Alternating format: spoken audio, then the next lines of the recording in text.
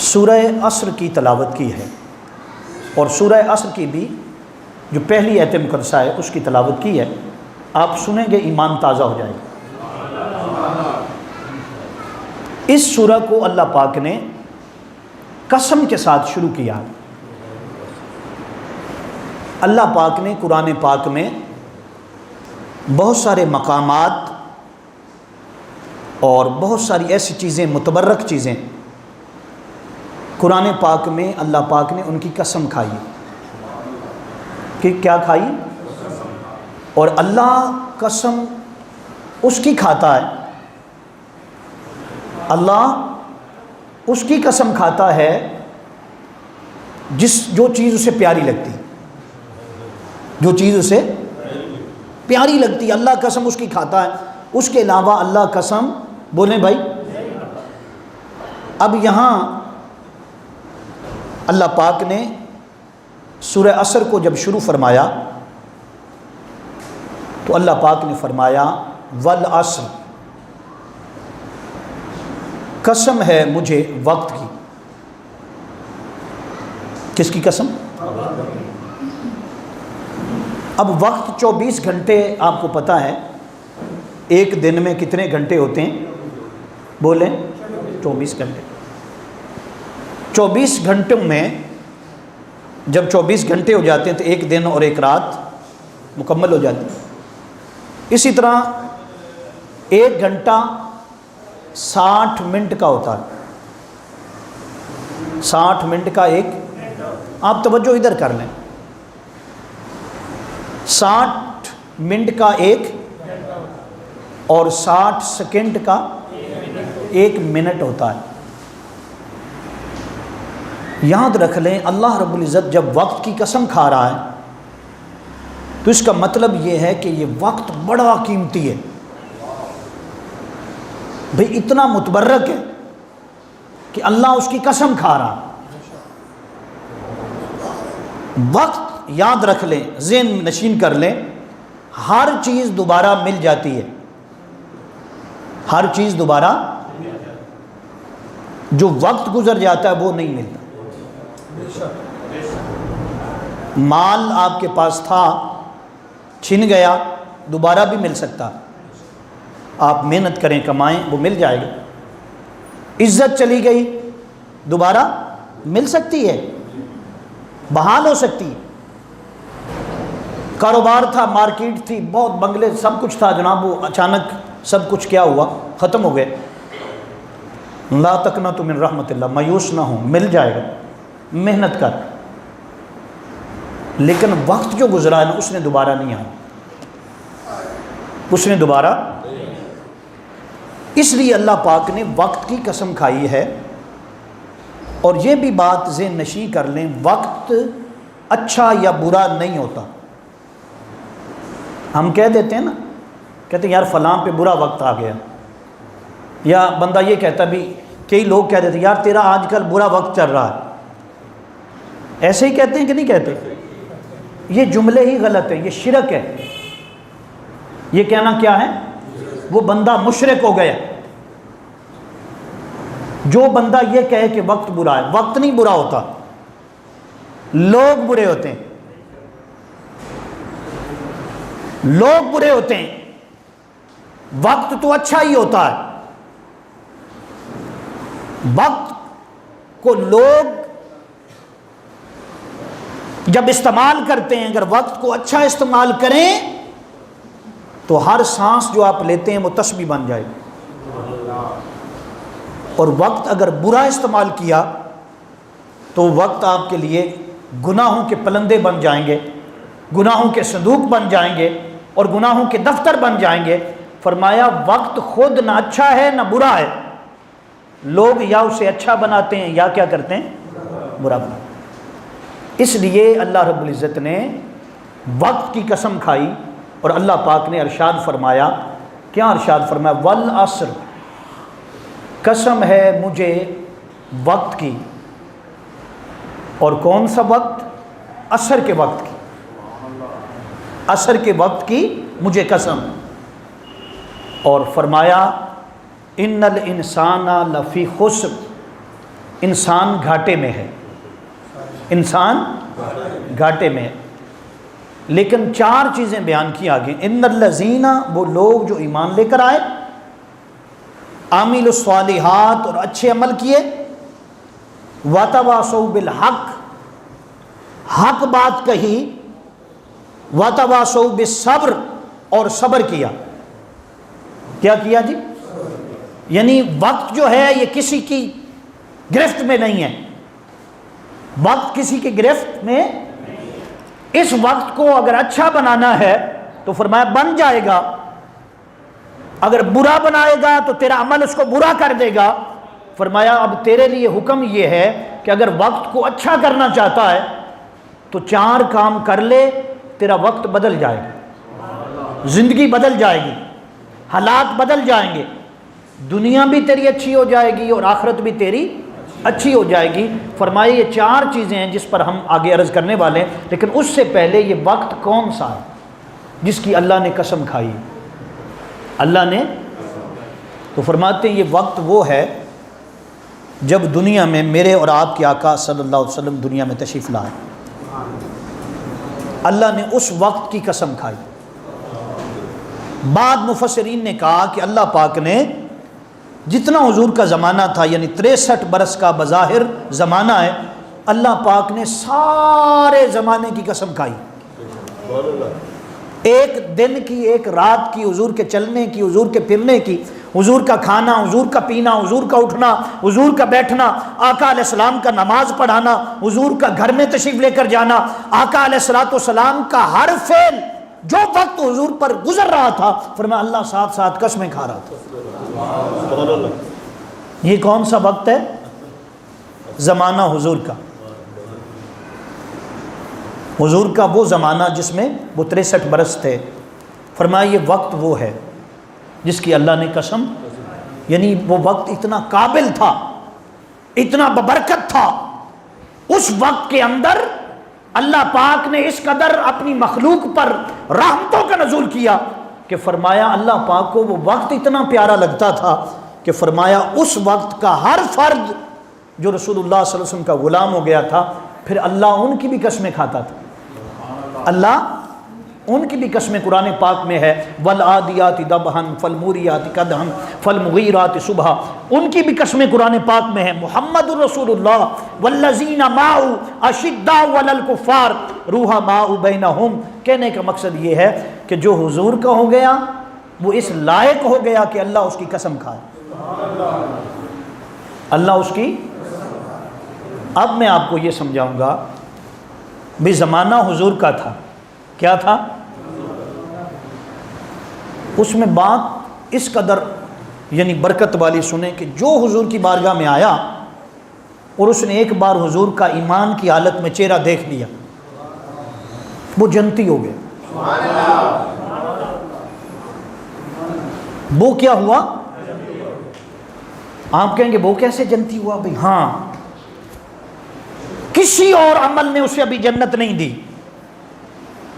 صرف ایک بار حالت ایمان میں جس نے میرے مصطفیٰ کو دیکھا، پھر اگر نماز کا موقع نہیں ملا تو نہیں ملا، وضو نہیں کیا تو نہیں کیا، غسل بھی نہیں کیا، باقی اعمال جتنے ہیں وہ تو بعد میں ہوں گے، بس حضور کو دیکھا، آیا حضور کی بارگاہ میں، حضور کو دیکھ کر کلمہ پڑھ لیا تو وہ کیا ہو گیا؟ اگر وہیں پہ اس کی موت واقعہ ہو گئی تو وہ شہید ہو گیا، اور کوئی اس کے ذمہ نماز نہیں، کوئی اس کے ذمہ کوئی چیز نہیں، جو اس نے پیچھے کیا تھا وہ سارا معاف ہو گیا۔ یہ برکت مصطفیٰ ہے، برکت تو زمانے کو اللہ پاک نے فرمایا اس میں یہ برکت تھی۔ اب اس زمانے کے اندر 2 قسم کے لوگ تھے، کتنے تھے؟ ایک وہ تھے جو حضور کو جانتے بھی تھے، مانتے بھی تھے، حضور پر واری واری جاتے تھے، جان دیتے تھے آقا علیہ السلام پر، حضور کی غلامی کو اختیار کر لیا تھا، تن من دھن سب حضور پر وار رہے تھے، اور آقا علیہ السلام کے لیے انہوں نے سب کچھ نثار کر دیا تھا۔ اللہ پاک نے ان کی شانیں بیان کی، کسی کو کہا کہ وہ صدیق اکبر ہے، کسی کو کہا یہ عمر فاروق ہے، کسی کو کہا یہ عثمان غنی ہے، کسی کو کہا یہ مولا مرتضیٰ ہے، کسی کو کہا یہ ابو ہریرہ ہے، کسی کو کہا یہ طلحہ ہے، کسی کو کہا یہ زبیر ہے۔ فرمایا جس نے جنتی دیکھنے ہو ان کو دیکھ لے، جنتی دیکھنے ہو ان کو۔ اب زمانہ ایک تھا، انہوں نے حضور کو دیکھا اور کیا ہو گیا؟ صحابی ہو گئے۔ انہیں کس نے فیض دیا؟ حضور نے دیا، اور زمانہ مصطفیٰ نے دیا۔ لیکن اسی زمانے کے اندر ابو جہل بھی رہتا تھا اسی محلے میں۔ بڑی توجہ طلب بات کر رہا ہوں، بالکل حضور کے گھر کے ساتھ ابو لہب بھی رہتا تھا، ایک ہی محلہ تھا، شہر بھی ایک تھا، شہر بھی ایک تھا، ارے سب کچھ ایک تھا، نسب بھی برادری بھی ایک تھی، سب کچھ تھا۔ لیکن حضور کریم آقا صلی اللہ علیہ وسلم کی نسبت نہیں ملی، حضور کو مانا نہیں، تاجدار کائنات کی غلامی کو اختیار نہیں کیا۔ یہ حضور کی مدد کے لیے اور آقا علیہ الصلوۃ والسلام کی نصرت کے لیے، اسلام کے لیے آگے نہیں بڑھے۔ کون تھے؟ بڑے قریبی تھے، چچا، سکا چچا، کیا نام ہے؟ ابو لہب۔ رشتے میں چچا کو کیا نام ہے؟ ابو جہل۔ ایک ہی محلے میں رہتے تھے، اتنا فاصلہ بھی نہیں تھا، یہ کیا میں بتاؤں، یہ آپ کی ڈورا بیکری کہہ لیں، اتنا فاصلہ بھی نہیں تھا گھروں میں، آتے بھی تھے، جاتے ہوئے بھی حضور کو دیکھتے تھے، آتے ہوئے بھی دیکھتے تھے، نماز پڑھتے بھی دیکھا تھا۔ جس دن معراج پر گئے آقا اس دن بھی انہوں نے دیکھا تھا، اور جس دن میرے آقا صبح واپس آ گئے آتے بھی انہوں نے پہلے دیکھا۔ ارے دیکھتے رہے لیکن ملا کچھ نہیں۔ بعض اوقات ایک گھر میں ایسا ہو جاتا ہے، ایک محلے میں ایسا ہو جاتا ہے، بندہ قریب قریب رہتا، باتیں بھی کرتے ہیں، سوال بھی پوچھتے ہیں، ارے سب کچھ ہوتا ہے، ہدایت نہیں ملتی، گمراہ بندہ رہتا ہے۔ اللہ پاک نے فرمایا سن لو، ایک شہر تھا مکہ جس کی قسمیں اللہ کھا رہا تھا، لا اقسم بہذا البلد وانت حل بہذا البلد ووالد وما ولد۔ اسی شہر کا ایک محلہ جس میں حضور بھی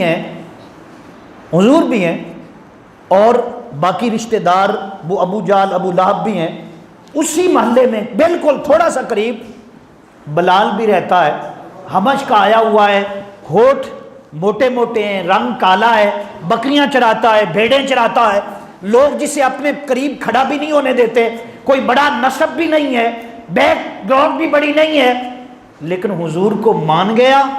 اللہ نے فرمایا اب تجھے عاشقوں کا سردار بنا دیا۔ ادھر ابو لہب اور ابو جہل اپنے آپ کو باب الحکمت کہنے والے، اور وہ کہتے تھے کہ ہمارے بغیر کوئی آگے چل نہیں سکتا۔ بس کیا ہوا؟ حضور کریم آقا صلی اللہ علیہ وسلم کا پاس رہ کر فیض نہیں پا سکے، حضور کو نہیں مانا۔ جب رب نے فرمایا نا مانو میرے حبیب کو، نہیں مانا، ابو جہل ہو گئے، عتیبہ شیبہ سب لعنتی ہو گئے، گمراہ ہو گئے، قیامت تک لعنتیں پڑ رہی ہیں۔ لیکن وہ جو روم سے آئے تھے، وہ جو فارس سے آئے تھے، سلمان فارسی، اور اسی طرح مختلف قبائل، ابو ذر غفاری قبیلے کا آیا تھا، یہ سب غریب آ کر حضور کے پاس آ گئے۔ حضور نے وہ مقام عطا کر دیا کہ اللہ ان کی قسمیں کھانے لگے۔ پھر ان کے چہرے کو دیکھنا عبادت ہو گیا، ان کے چہرے کو دیکھنا۔ پھر بلال ہو گئی، کعبے کی چھت پر اذانیں ہونے لگی، پھر حوروں میں تذکرے ہونے لگے، اور آقا علیہ الصلوۃ والسلام نے فرمایا کہ شب معراج جب میں لامکان کی طرف جا رہا تھا، میرے آقا نے فرمایا میں نے دیکھا کہ بلال کے جوتوں کی آواز چوتھے آسمان پر میں نے سنی۔ بلال تو زمین پر چلتے ہیں، کہاں چلتے ہیں؟ آواز وہاں کیسے جاتی ہے؟ فرمایا جو اللہ کا پیارا ہو نا، جو اللہ کا محبوب بندہ ہو، چلتا زمین پر ہے، فرشتے پر بھی بچھاتے ہیں اور اس کے قدموں کو عرش پر لے جاتے ہیں۔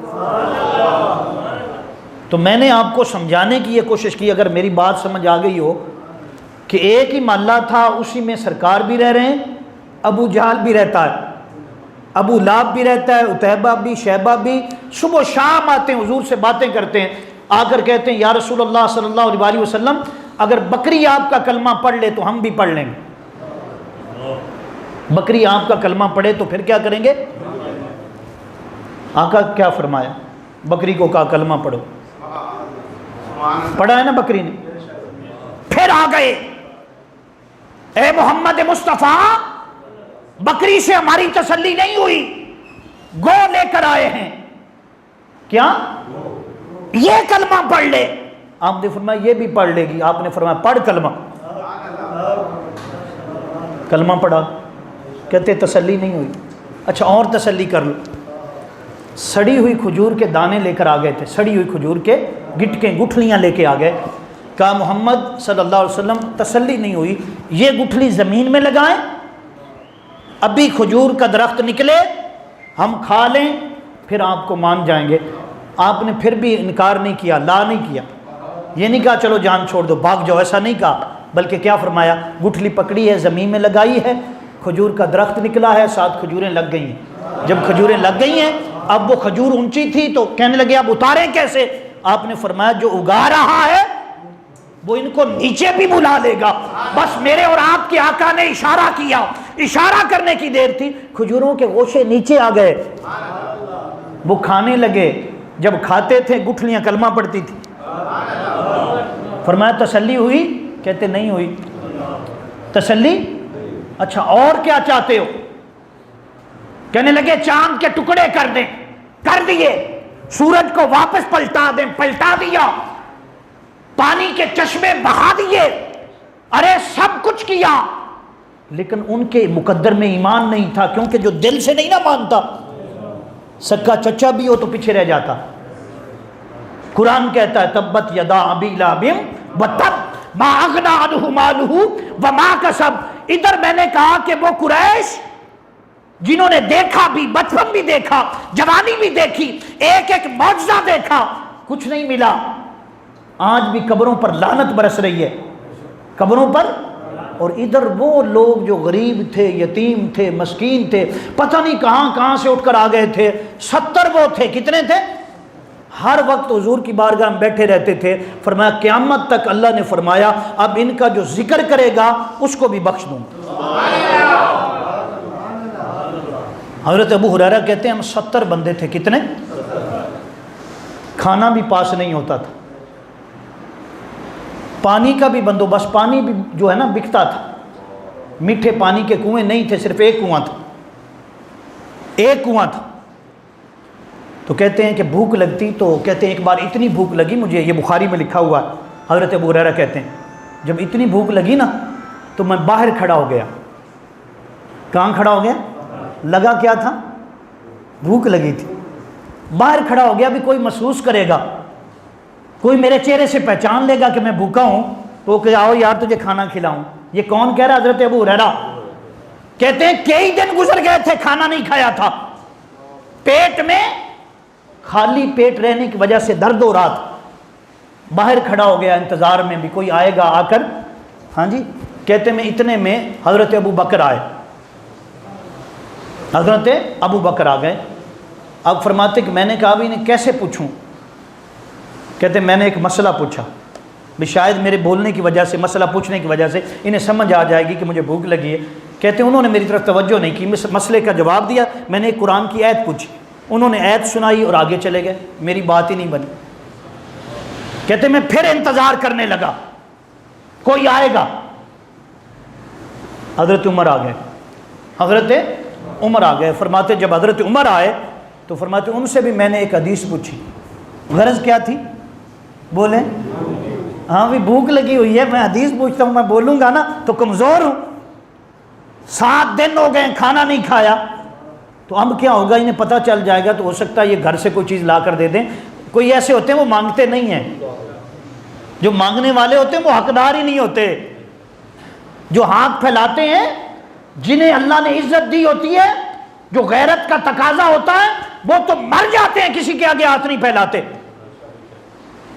تو میں یہ عرض کر رہا ہوں، حضرت ہریرہ کہتے ہیں کیا ہوا کہ حضرت کون آئے جی؟ حضرت عمر آئے، تو میں نے ان سے ایک حدیث پوچھی حضور کی، کہتے ہیں انہوں نے مجھے حدیث کا ترجمہ مفہوم بتا دیا، چلے گئے، نہیں سمجھے کہ میں کیا کہنا چاہتا ہوں۔ یہ بخاری میں لکھا۔ کہتے ہیں پھر کون آئے؟ کہتے ہیں پھر میرے آقا آ گئے۔ حضور جانتے تھے کیا ہوا، آقا آ گئے، اور آقا علیہ الصلوۃ والسلام نے فرمایا ابو ہریرہ میں جانتا ہوں تم کیا چاہتے ہو۔ بس حضور نے میرے ساتھ بات کی، فرمایا میرے ساتھ آ جا۔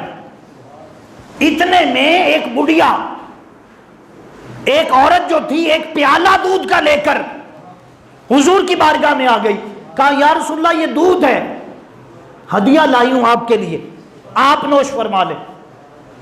آپ نے فرمایا ابو ہریرہ، فرماتے جب حضور نے فرمایا نا ابو ہریرہ، میرا دل دماغ تازہ ہو گیا، میں کہ لو بھی میری باری آ گئی، سرکار نے میری، تو فرماتے میں کھڑا ہو گیا، جی حضور۔ آقا نے فرمایا یہ پیالہ پکڑ لو، تو یہ جو 70 افراد بیٹھے ہیں نا ان کو پلاؤ۔ کہتے ہوش بھئی یہ تو بھوک انہیں لگی ہوئی ہے، لیکن آقا جانتے ہیں، حضور بتانا چاہتے ہیں۔ فرمایا یہ جو 70 افراد بیٹھے ہیں ان کو پلاؤ۔ تو فرماتے میں نے دل، کیونکہ حضور کا حکم آ گیا تھا، جب حکم آ جائے تو اس کے بعد کچھ نہیں بچتا۔ فرماتے میں نے کہا جی حضور۔